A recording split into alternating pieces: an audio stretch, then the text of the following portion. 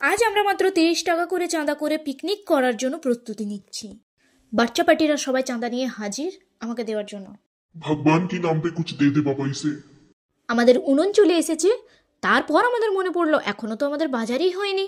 ঝটাক করে বেরিয়ে গেলাম বাজারের জন্য। এরা দুজন বাজার যাওয়ার জন্য টানাটানি লেগে গিয়েছে।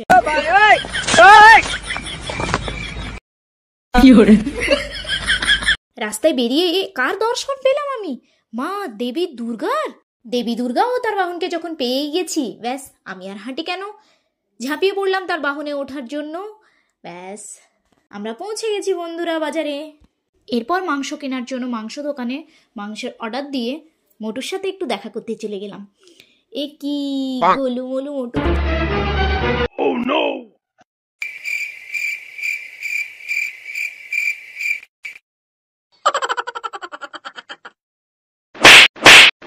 মোটির সাথে একটু দুষ্টুমি করে আমরা মাংস দোকান থেকে মাংস নিয়ে বেরিয়ে গেলাম। মোটির সাথে দেখা করে চলে গেলাম মিষ্টি দোকানে। মিষ্টি কিনে নিয়ে বন্ধুরা আমরা বেরিয়ে গেলাম বাড়ির দিকে।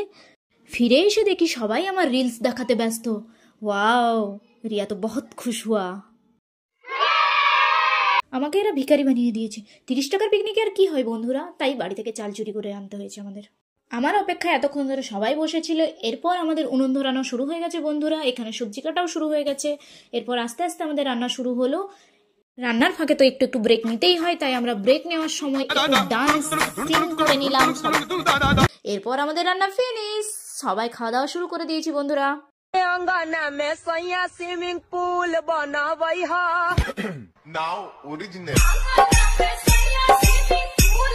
তোমরাও সবাই পিকনিক করছো কিনা তা অবশ্যই কমেন্টে জানিও।